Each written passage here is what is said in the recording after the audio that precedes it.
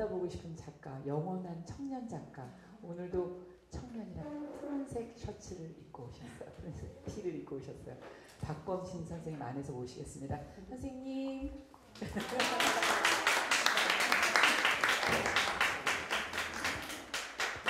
저희도 앉아서 할게요. 네. 선생님 정말 팬층이 너무 젊어진 듯한 홍대 앞이라 그런가요? 아, 예. 영광이죠. 어습니까? 소금을 보고 오셨습니까? 예. 선생님 벌써 문단에 데뷔하신 지가 40년 올해가 되셨더라고요. 예, 40년 됐어요. 그동안의 소설을 40번째 소설을 장편만. 네, 장편만. 그러면 예. 1년의 장편을 하나씩 거의 쓰신 셈이시죠? 아, 그렇죠. 예. 야. 전 작가가 되면 안 되니까 네. 현역 작가로 살려면 계속 써야죠. 근데 독자들은 물론 내가 80년대에 인기 있는 작가였는데 내 독자들은 이미 다 관절염에 걸렸거나 그래가지고 집에 있는데 은교 덕분에 이렇게 젊은 독자들을 만나니까 네. 기분이 좋습니다. 예. 정말 표정이 좋으신데요. 어머니를 좀 모시고 오지 그랬어요. 정말 예전에는 제가 박범신 선생님을 모셨을 때 제가 주부세상을 말하자 할 때 모셨었는데 그때 주부들이 팬클럽이 같이 그때 오셨었거든요. 근데 정말 연령층이 너무 젊어져서 저도 좀 영원한 청년 작가의 비결은 어디 있는 겁니까? 이렇게 젊은 청년들을 계속 이렇게 모을 수 있는 힘이 어디 있을까요? 그 감각은 도대체 어떻게 유지가 되시는 거예요?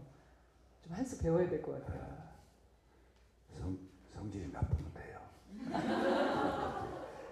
정서가 안정되고 이 세상에 참 살기가 좋은 곳이고 그런 상태는 청년이 유지 안 되죠. 불안정하고 이 세상이 위험하고 내 삶이 지금 뭔가 벼랑 끝에 있다는 그런 느낌을 계속 유지해야 이 청년의 감수성이 유지되죠. 그게 딜레마예요. 개인적 삶은 내가 편안하게 살아야 편안하게 살아야 행복하고 편안하게 살면 청년 작가를 사직해야 되고 그래서 딜레마인데요. 그 대신 매 순간 생생하게 살 수 있죠. 이 삶이 위험하다고 생각하면 매 순간의 기억들이 생생하고 마치 뭐 연애하는 기분으로들 살 수 있어요. 그렇군요. 이번에 소금은 어떤 위기의식에서 말씀해주신 어떤 문제의식에서 또 책을 예 청년 작가셔서 벗으시고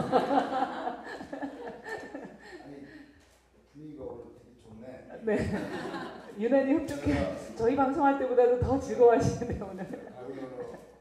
가본 데 중에 가장 공간이 네. 내 평생에 가장 적은 것 같고 청중도 가장 적어요. 그래서 아주 오붓하고 다 예쁜 분들이 오시고 그래서 좋아요. 사실은 은교를 쓰고 내가 젊은 독자를 많이 얻었어요. 이제 여러분 어머니 세대가 대학 시절에 나를 잊고 젊은 날을 보냈죠. 그래서 그 여러분 어머니 세대를 만나면은 내 오리지널 독자인데 나와 추억이 많죠. 내 소설을 읽고 남자친구를 만났다든가 내 소설을 읽고 남자친구하고 헤어질 결심을 했다든가 나 모르는 사이에 나와 관련된 많은 그 추억들을 소설책이라고 하는 건 단지 그냥 읽고 끝나는 게 아니라 작가와 독자 사이에 어떤 추억들이 남는 것 같아요. 인생을 때로는 변화시킬 수가 있으니까. 은교를 쓰기 전까지는 상당히 좀 쓸쓸했어요. 왜냐하면 그 어머니 세대의 독자들만 있는 것 같고 젊은 독자들은 별로 나하고 소통할 기회가 없어서 근데 은교를 쓰고 나고 은교가 이렇게 20살짜리 처녀들이 그 읽고 영향을 받거나 감동을 받거나 그럴 줄 몰랐어요. 주인공이 70살 노인이거든. 원래 소설을 쓸 때는 77살이었어요. 근데 출판사에서 책 안 팔린다고 나이를 좀 줄여달라고 해가지고 60대 중반으로 줄여달라는 걸 내가 우겨서 70으로 했어. 근데 뜻밖에도 상당히 고답적인 지식인층하고 특히 20대 아주 젊은 층의 반응을 크게 얻었어요. 그래서 나도 이제 대를 물려서 독자를 얻었으니까 소금 쓰기 전에 내가 머릿속에 계산하는데 이 젊은 독자들을 계속 유지하려면 내가 근교를 쓰는 수밖에 없다. 응? 근교를 썼으니까 소금 같은 건 늙은 아버지 얘기인데 이건 틀림없이 젊은 독자들을 또 잃어버릴 거야. 이런 계산 속에 있었는데요. 또 아무리 청년 작가지만 작가로서 내 고집과 말하고 싶은 것들이 있지요. 그래서 이왕에 젊은 독자를 얻었을 때 그 젊은이들한테 뒤통수를 때리듯이 뭔가 내가 하고 싶은 얘기를 좀 해야겠네. 이 기회에 사람들이 소금을 내면 소금도 은교 같은 소설인가 하고 이렇게 어린 처녀들이 쫙 볼 걸로 알고 나로서는 젊은이들 뒤통수를 때리는 소설을 쓰고 싶다. 그런 생각이 있었어요. 그래서 이건 늙어가는 아버지의 이야기고 이 시대의 아버지가 무엇인가 그리고 우리가 아버지를 이해하지 못하고서는 우리들이 젊은이의 오늘의 어떤 삶의 좌표는 무엇인가 우리가 어떻게 살고 있는가 그래서 최근에 내가 쓴 소설로는 발언이 많이 담긴 사회적 발언이 많이 담긴 소설이 소금이라고 할 수 있어요. 네. 근데 이제 제목을 보면은 사실 좀 느낌이 와요, 선생님. 은교랑 달리 연령대가 약간 위다 느껴지긴 하지만 사실 이 안에는 세희라는 인물을 통해서 또 젊은 그 남녀의 순수한 사랑을 또 그리고 있으시잖아요. 또 그렇죠. 세희와의 그 사랑 얘기, 명호와의 사랑 얘기는 너무 아름답고 특히 크리스마스 그게 전날 둘이 그 방에서 있었던 그 사랑 얘기는 정말 아름다워요. 밖에는 눈이 내리고 방에서 별일 없었는데 네, 별일은 없었죠. 이건 뭐 약간 클래식한 러브 스토리가 여기 있지요. 우리가 지난 5, 60년 동안 여러분이 지금 젊으니까 상대적 빈곤감도 느끼고 또 어른들에 비해서 우리가 결코 행복한 건 아니다 이런 생각을 하는 사람도 많을 거예요. 하지만 내 젊은 날을 생각하면 환경은 놀랍게 변화했지요. 그래서 이걸 아버지 세대들이 야수와 같이 일해서 얻은 부에 의한 거라고 할 수 있어요. 그러니까 아버지 세대들은 사실은 젊은 입장에서 보면은 이 사회의 온갖 그늘의 책임도 그들에게 그 기성세대인 그들에게 있을지도 모르고 그래서 두 가지 관점에서 바라볼 수 있겠죠. 그런데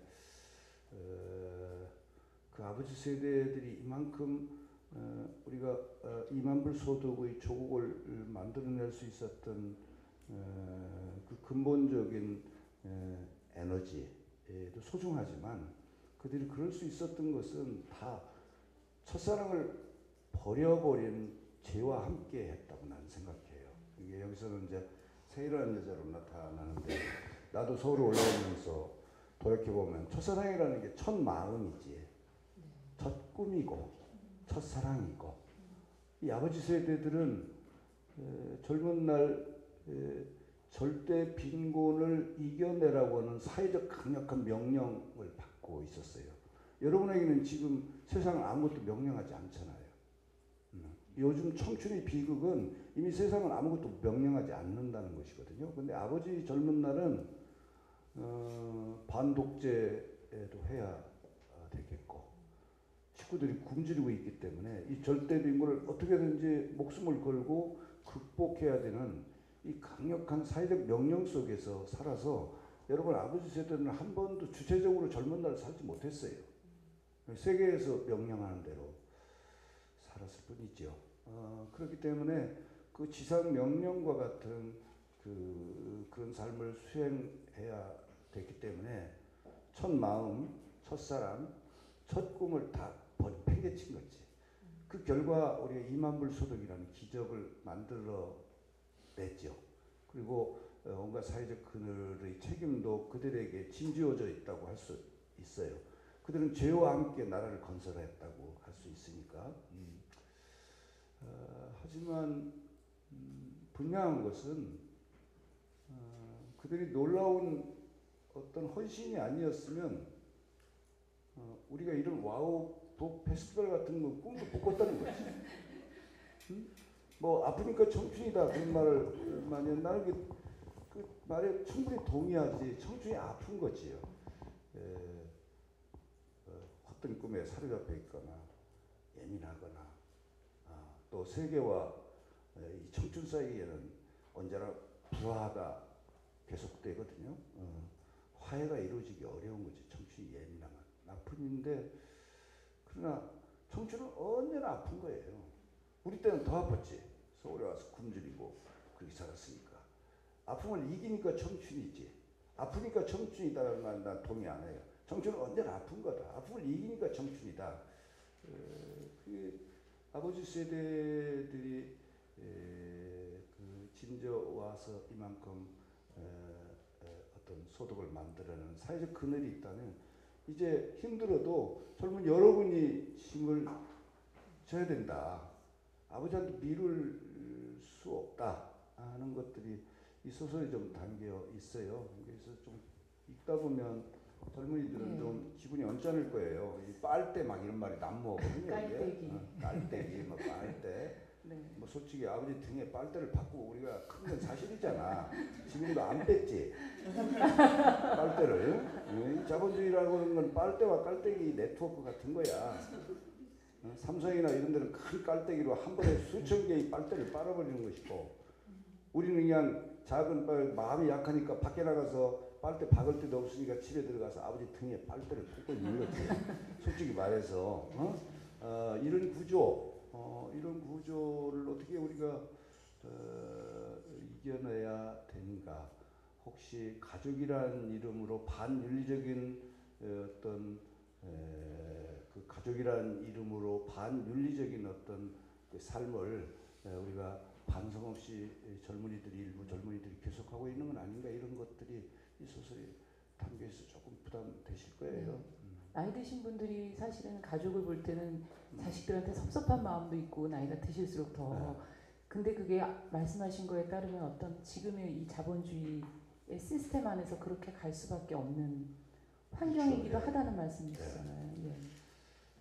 우리 때는 뭐 절대적인 빈곤을 극복해야 되는 강력한 사회적 명령이 있었다면 지금은 아무도 여러분에게 명령하지 않지만 여러분은 알게 모르게 자본주의 바이러스에 다 감염되어 있어요. 우리가 불행한 건 그 때문이지요. 내가 주체적으로 살 수만 있다면 조금 못나고 조금 가난해도 우리가 젊을 때보다 여러분 젊은이가 낫죠. 근데 우리가 젊을 때보다 지금 더 힘든 건 이 자본주의 바이러스에 의해서 그걸 거부할 수 없이 감염된 상태로 살아야 된다는 거지. 내가 아무리 밥 먹고 사는 게 해결된다고 해도 거리에 나가보세요. 1m도 우리는 스트레스 없이 걷지를 못해요. 앞에 가는 여자가 들고 있는 명품백이라든가 저번 지붕 위에 돌고 있는 광고판이라든가 우리는 온갖 세상에 대한 정말로 그 다양한 그 소비 경쟁에 대한 정보를 듣고 살기 때문에 우리는 알게 모르게 소비의 노예 같은 상태에서 느끼는 고독과 아픔이 있잖아요. 우리가 마음대로 소비할 수 없기 때문에. 그래서 이 자본주의의 어떤 바이러스에 감염된 상태로 사는 것은 명령은 없지만 우리는 끝도 없이 어떤 그 자본의 힘 밑에서 이 노예처럼 살아야 되기 때문에 불안하고 가진 게 많아도 굶주리지 않아도 계속 뭔가 빈곤하고 불안정하게 살 수밖에 없죠. 우리가 행복해지는 것이 뭔지 잘 모르지만 적어도 이런 시대에는 이 자본주의 바이러스로부터 우리가 놓여놔야 비로소 우리 삶의 정체성을 알게 돼요. 이 소설은 이제 그런 무거운 주제들이 포함되어 있습니다. 네. 분위기 좋으니까 이거 무겁게 얘기 안 하고 싶은데. 네, 그 얘기를 좀 주제를 바꿔볼까요? 선명호는 그래서 이제 그곳을 떠나게 되는데 어떻습니까? 저희가 아버지의 모습을 인간적으로 본 적이 없다는 생각이 이 책을 보니까 처음으로 좀 들더라고요.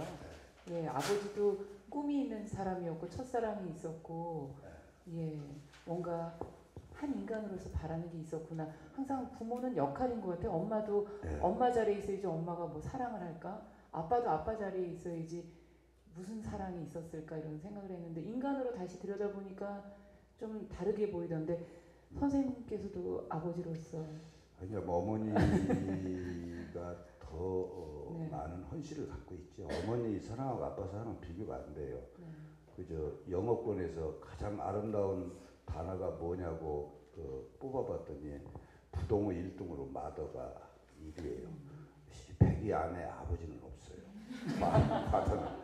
이게 남자는 불쌍한 존재예요, 사실은. 남자는 생물학적으로도 불완전하게 태어나요. 예를 들어서 뱃속에서 유산하는 아이의 80%는 남아입니다. 여자애들은 잘 유산이 안 돼요. 그 다음에 또 생후 1년 미만에 죽는 아이들 80%가 남자애들이에요. 여자애들은 조기 사망 별로 안 합니다. 그러니까 이미 이 뱃속에 태어날 때 훨씬 더 완전하고 단단하게 여자들이 태어난다고 할 수 있죠. 거기다가 남자라고 하는 게 뭐 그 옛날부터 과실을 따오거나 전쟁을 하거나 종족 보존을 하지 않더라도 이 소모품에 불과하거든요. 이 시대의 늙은 아버지들도 이미 저 뒷방에 밀려나가지고 담배 한 대도 못 피고 마누라하고 딸들 눈치 보면서 살고 있는 사실이에요. 그것을 어떻게 보면 자업자득일지도 몰라요. 왜냐하면 나도 아버지 노릇을 아이 셋을 키웠는데 애엄마하고 이렇게 보면은 그 헌신과 그런 마음이 비교가 안 돼요. 이 애비 마음은 약간 투자가의 마음이에요. 이 새끼는 대학 때까지 돈을 얼마 들였는데, 내 돈벌이도 못하고 생일 때 선물도 안 사오고 약간 이런 계산 속에 있는데 엄마는 그게 전혀 없더라고요. 그래서 정말 엄마의 사랑은 놀랍죠. 사실은 가족들 때문에 가출하고 싶은 마음이 있다면 엄마들이 더 할 거예요. 하지만 엄마들은 이미 90년대 페미니즘의 폭발로 여성의 권리 회복에 대해서 사회적 합의가 충분히 이루어져 있다고 보고 90년대 이후에 이제 남성들이 파죽지세로 쓸쓸한 변두리를 밀려나 있기 때문에 나는 그냥 아버지의 길을 써봐야겠다. 늙어가는 아버지가 쓸쓸하다면 그 가정도 건강한 게 아니지. 옛날에 어머니가 소외받고 쓸쓸할 때 그 가정이 건강하지 않았던 것처럼. 그래서 그냥 나이가 들면은 자식과 부모도 수평적 관계가 돼야지. 한 인간으로의 수평적 관계. 그래서 그 소설 속에 그런 말이 나와. 우리 아버지라고 부르지 말고 이름을 한번 불러보자. 눈 감고. 여러분 아버지 이름 있잖아요. 뭐 김영식 씨. 아버지라고 그러면 끝없이 아버지는 뭔가 바래야 될 것 같고 아버지한테. 아버지는 끝없이 우리를 보호하고 뭔가 해줘야 될 것 같지. 일을 넘어도. 근데 김영식 씨 70살 넘고 기운도 없는 김영식 씨 하면 애잔하잖아요. 애틋하고. 그래 내가 이제 건강하니 저 늙고 병들고 뒷방에 밀려나 있는 김영식 씨의 손을 잡아야겠다. 이런 생각을 하자는 뜻이지. 그래서 수평적 인간관계로서 그가 버린 것도. 아까 말한 대로 아버지 세대는 명백하게 그들이 첫사랑을 다 버렸어요. 그들은 죄의 세대라고 할 수 있어요. 이만큼 2만 불 세계에서 가장 빠른 경제적 그 성과를 내기 위해서 그들은 알게 모르게 그 개발의 시대에 많은 죄를 저질렀다고 나는 보죠. 그게 한 상징이 그들은 무엇보다도 첫사랑을 버렸고 첫 꿈을 버렸고 첫 의리를 버렸고 첫 인간주의를 나는 버렸지 않고서야 이렇게 빠른 경제개발이 불가능하거든요. 그렇지만 그들이 죄를 저지르면서 본 경제적인 혜택은 우리가 본 거 아니에요. 이제 그들이 굽은 등을 한번 수평적인 인간관계에서 들여다 고자 하는 내용을 담고 있죠. 사랑 얘기도 있어요, 물론. 이제 또 소설의 그 여주인공 얘기로 잠시 또 가봐야 될 텐데 세희 그리고 부인으로 나오는 혜란 너무 좀 대조적인 느낌이 드는 성격도 전혀 다르고 그 첫사랑이라서 그런지 그 묘사가 아주 순수한 그 사랑 이야기로 두 사람이 전혀 누나와 동생의 관계잖아요. 연상연하. 네, 그렇죠. 네. 내가 아마 본인의 연애 소설은 대한민국이 제일 잘 쓰는 그 부분이 정말 연애 아름다운 소설 쓰고 싶은데 참고 있어야 돼. 꼭 한번 써주셨으면 좋겠는데요. 예. 소설도 사실은 사이와 선명의 러브 스토리에 더 많이 초점을 맞추었다면 예. 더 많은 독자를 확보할 수 그랬을 있을 것 같아요. 거예요. 그 장면 좀 아쉬워서 네. 갔다 다시 왔다 갔다 다시 왔다. 이게 세희가 역시 소설 쓰고 나서도 내 마음속에 가장 오래 남아 있었어요. 왜냐하면 그 여자는 사실은 그 자기가 사랑했던 어린 시절 만나서 길에서 만났던 이 선명우를 별로 인생에서 몇 번 만나지도 못해요. 그렇죠. 만나지도 못하고 뽀뽀 한 번 해본 적도 없는 사이죠. 그렇지만 그 첫사랑이라고 하는 그것을 죽을 때까지 한 번도 흔들리지 않고 지켜간 여자죠. 이런 여자가 난 세상 어디에 있다고 하는 믿음이 깨진다면 살맛이 안 날 것 같아요. 이런 여자는 드물을 있겠지만, 드물겠지만 우리들이 로망 속에 다 있지 않을까. 응? 지금 여기 계신 모든 사람들이 마음 속에 새해가 나는 있다고 봐요. 우리가 실제 그렇게 못 살더라도 우리들 마음 속에는 여전히 첫 마음, 첫 꿈, 또 첫사랑을 어떤 환경의 영향에 의해서 훼손되지 않고 간직하거나 간직한 사람을 만나고 싶은 로망, 그 사랑 자체에 대한 우리들이 갈망이기 때문에 새해는 우리 마음속에 다 있다. 나도 어쩌면 평생 새해 같은 여자를 그리워하면서 살고 있는 거지요. 그러신 것 같아요. 가까운 데서는 못 찾고 40년간 집에 살고 있는 여자가 있으니까 딴 데서 찾는 게 문제지. 글쎄 사랑이라고 하는 것이 갖고 있는 슬픔은 모든 사랑에 일정한 일상화의 과정이 놓여 있다는 거죠. 우리가 뜨겁게 젊은 날 연애해도 그것이 결국은 어떤 일상화 과정을 만나면 그냥 매너리즘에 빠지면서 그와 함께 결혼해서 살고 있더라도 사랑을 잃었다는 슬픔을 느끼게 되죠. 옛날에는 그것이 항상 마음이 아팠어요. 왜 사랑은 완성되고 완성됐다고는 순간이 유지 안 될까? 우리가 사랑이 완성됐다고 느끼는 건 한 순간일 뿐이지 그 완성됐다고 느끼는 순간을 넘어가면 하얀 곡선을 일상화 과정으로 가잖아요. 이건 슬프다. 근데 요즘에 이제 생각을 고쳐먹었어요. 만약 사랑의 일상화 과정이 놓여있지 않다면 우리는 오래 못 살아요. 죽나요? 죽습니다. 만약 여러분이 뜨겁게 젊은 날 사랑했던 그 감수성으로 누군가와 계속 살아야 된다면 우리는 단명할 거라고 봐요.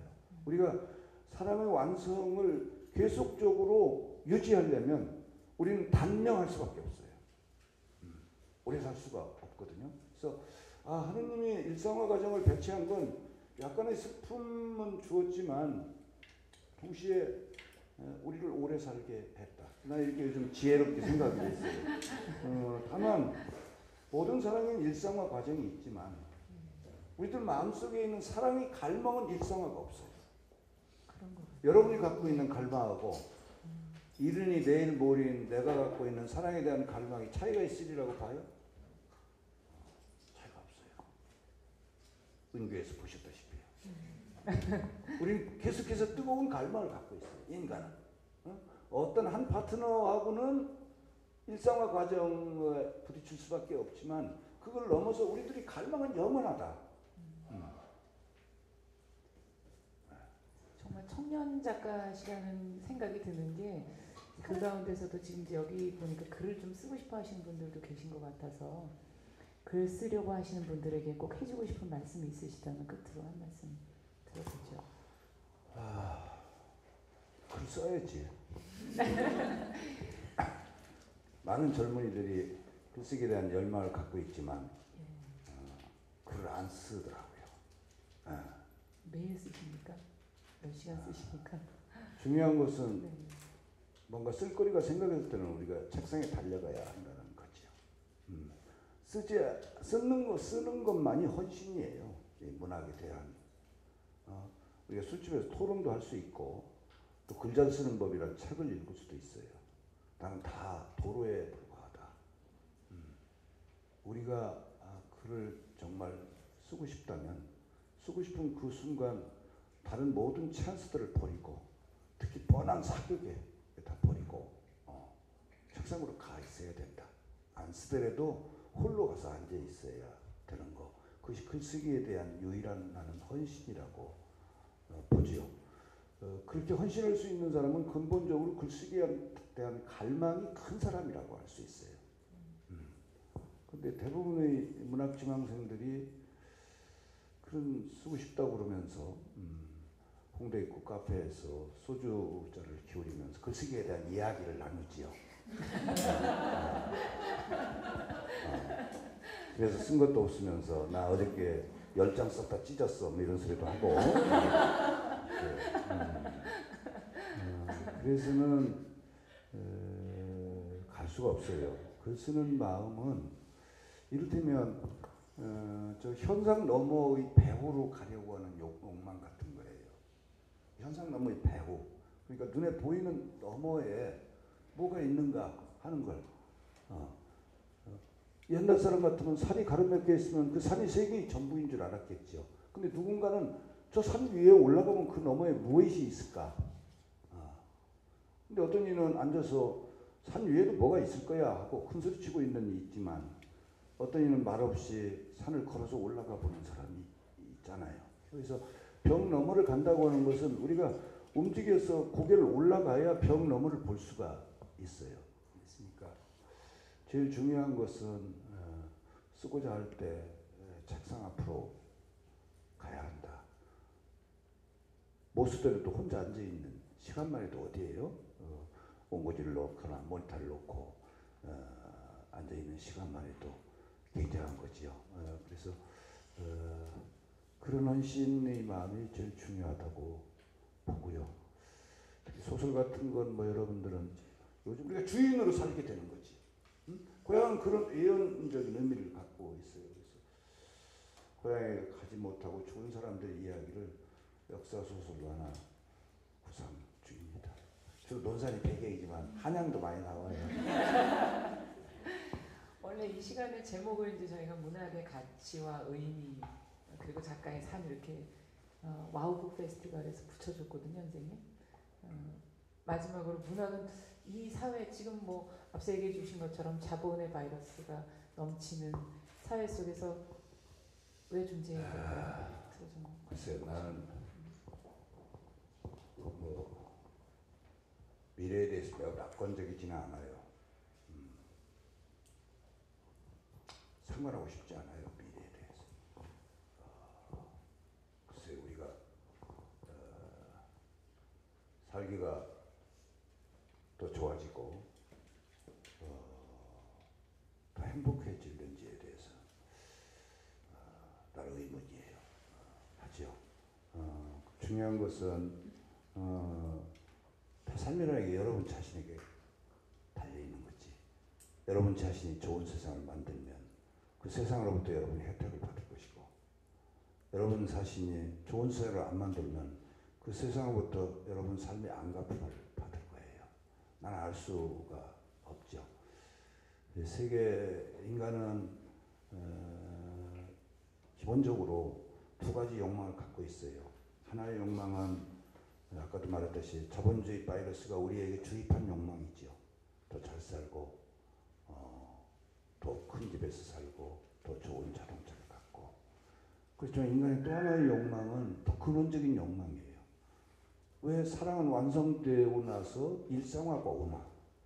나는 목숨을 걸고라도 그 일상화를 넘어서고 싶어. 이런 욕망들. 우리들 마음속에 신이 들어있는 건 아닐까? 내 마음속에 어떤 신성은 훼손됐는지 훼손되지 않고 있는지. 길가에 쓰러져서 죽어가는 사람을 보면은 우리는 그렇게 가슴이 아프잖아요. 내가 목숨을 걸고라도 그를 살리고 싶은 마음을 가지고 있다면 우리가 신성이 있는 것이고, 그 미친놈이 하나 또 있네. 그러면서 그냥 지나가면 우리들의 신성은 훼손당하고 없는 거죠. 우리들 마음속에 있는 어떤 신성, 또 영원히 살고 싶은 욕망. 우리는 100년도 못 산다는 걸 알고 있지만 영원히 살고 싶은 욕망을 결코 버리면 안 되는 것이거든요.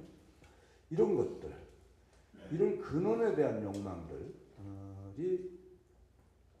합리적인 계산법으로는 필요 없는 건데 우리 미래를 결정하는 데 굉장히 중요하다. 만약 자본주의가 부추기는 데 따라서 완전히 경도돼 가지고 우리가 이 근원에 대한 어쩌면 불가능할지도 모를 것에 대한 우리들이 갈망을 다 버리는 사람이 훨씬 많은 세상이 된다면 우리 미래는 안 담을 거라고 나는 보죠. 우리는 계속해서 잘 먹고 잘 살아야 되고, 그러면서도 이 소금의 여주인공처럼 내 첫사랑을 지켜가려고 하는 그런 마음을 가져야 되고, 내 마음속에서 본래 하나님으로부터 부여했던 나의 신성이 훼손되지 않도록 노력해야 되고, 우리가 60년밖에 못 살겠지만 그래도 영원히 살기를 꿈꿔야 되는 거죠. 그런 근원에 대한 이 욕망을 우리가 다 잃어버린다면 세상으로부터 우리는 강력하게 안갚음을 받는 불행한 훗날이 될 것이다. 지금 세계에는 두 개의 전쟁이 벌어지고 있다고 보죠. 아랍과 미국의 전쟁이 아니라 세계가 자본주의 욕망으로 세계가 천하통일을 한 것처럼 보이지만, 나는 매년 히말라야를 가는데 히말라야 가면 수많은 사람들이, 북한산보다 더 많은 사람들이 와서 배낭을 메고 그 눈 쌓인 골짜기를 걷고 있어요. 후진국에서는 별로 여행객이 없어요. 대개 다 미국이나 영국이나 선진국 사람들이 연봉이 100억, 200억 되는 사람이 하루아침에 다 관두고 와서 배낭을 메고 걷고 있죠. 왜 그럴까? 성공한 그들이. 그것에서 행복을 얻지 못했기 때문이지, 당연히. 다른 길은 없을까? 그래서 세계는 겉으로 보면 자본주의 바이러스에 감염된 상태로 오로지 성공만을 위해서 달려가는 것처럼 보이지만, 우리들 가슴속에 또 많은 사람들이 마음속에는 그것의 일부를 희생해서라도 더 아름답고 더 평화롭고 더 마음 안전하게 살아가면서 살고 싶은 욕망이 가득 차 있거든요. 이 두 개의 가치 사이의 전쟁이 지금 인류가 치르는 전쟁이에요. 오로지 더 큰 부자가 되기 위해서 달려가야 되는 이 자본주의 욕망과 그것의 일부를 희생하더라도 더 다른 길을 찾고 싶은 욕망, 이 두 개의 욕망이 지금 인류사에 엄청나게 충돌하고 있고, 이 전선은 우리들 가슴 속으로 지나가지. 여러분들 가슴 속으로 다 지나가요. 나도 똑같아요. 이거 전쟁판이지. 소금 냈는데 100만 권 좀 팔면 100만 권. 그러다가 100만 권 팔리면 좋겠다고 생각했다가 30분도 안 돼서, 아니야, 10,000권을 팔도 좋아. 1,000권 팔도 상관없어. 내 소설을 읽고 누군가 정말 자기 삶의 어떤 변화를 가져올 수 있다면 나는 그 만족이지. 이 두 개의 충돌이 계속 일어나는 거예요. 여러분도 그렇지. 또 갖고 싶은 욕망과, 아니야, 다른 뭐가 있지 않을까? 인생이라는 게 이 길밖에 없겠어? 다른 뭐가 있을 거야. 이 두 개의 가치가 우리들 가슴 속에 전선을 만들고 여기가 전쟁터다. 이 전쟁에 의해서 인류의 미래가 나는 결정됐다고 보죠. 이 전쟁에서 오로지 소비 지향적인 이 소금에서 말한 바 소비 중심의 그 삶이 우리들이 주인이 돼버린다고 한다면 나 인류의 미래는 없다 단언할 수 있어요.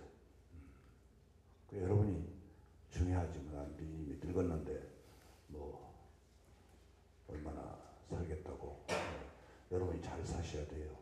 제일 중요한 건 여러분이 여러분 삶의 주인으로 사는 거야. 이 세계가 여러분을 갖고 놀게 두면 안 돼요. 세계는 뭐냐? 아까 말한 대로 자본주의 욕망이지. 그 욕망이 여러분을 가지고 놀게 놔두면 안 된다고. 자본주의가 나쁜 건 아니에요. 우리는 그걸 삶의 전략으로 삼아야지. 잘 살던 노력하세요. 그걸 잘 이용해서. 삶의 전략으로 삼는 건 좋으나 그것이 노예적인 삶이 돼서는 절대로 행복해질 수가 없거든요. 그래서 그 전쟁에서 아마 문학을 좋아하는 여러분은 이겨갈 겁니다. 왜냐하면 동남아가 뭐가 있는지에 대해 관심이 많은 사람들이거든. 문학을 좋아하는 사람. 문학 안 좋아하는 사람은 명품 백에 막 가지. 그렇지만 문학을 좋아하는 사람은 쓸데없는 고민을 해요. 과연 명품백은 들어야 되는가? 이 고민이 우리들의 희망이에요. 공부 열심히 해서 돈 많이 벌어서 명품백을 드세요. 하지만 우리들은 그 질문을 갖고 있어야 돼. 이 명품을 내가 왜 들어야 되는가? 이 비싼데 이걸 들어야 되는가? 지금은 들어야 할 때인가? 하는 그 질문을 버려버리면 인류의 미래가 없어요. 그러니까 여기 좀 인문학이잖아요. 인문학이 왜 중요하겠어요? 이것 때문에 중요한 거지. 내가 왜 명품백을 들어야 되는가? 지금 이 순간은 들어야 좋을 때인가? 하는 걸 생각하는 것이 인문학이에요. 그게 통찰력이지. 그것만 우리들 마음속에 있다면 나는 인류의 미래는 괜찮을 것이다. 그렇게 생각합니다. 문학이 해야 할 역할이 거기 있는 것이고 앞으로도 열광이었어요. 박수 한번 주세요. 정말 말씀하신 것처럼 그러고 보니까 최근에 한화 뭐 처제서들이 막 나오다가 소설이 요즘에 인기 많이 올라오고 있잖아요. 다시 사람들이 소설을 읽기 시작하거든요. 희망이 있다고 보시는 건가요? 모르겠어요. 나는 그냥 소설가로 살아온 것이 꼭 행복했는지 잘 모르겠어요. 나는 이를테면 굉장히 감수성은 예민해요. 여러분 내 소설 읽어보면 느낄 거예요. 문장 속에서 은교 같은 거 봐요. 20살짜리 작가들이 쓴 것보다 내 성감대가 훨씬 예민하다는 걸 느낄 수 있어요. 내 어떤 감수성의 성감대가 나는 훼손되지 않고 있어요. 난 정말 청년인 것 같아요. 동의하시죠? 네. 근데 이게 굉장히 불행한 짓이거든요. 늙어가면서도 이게 훼손되지 않는 건 본인에게는 지옥이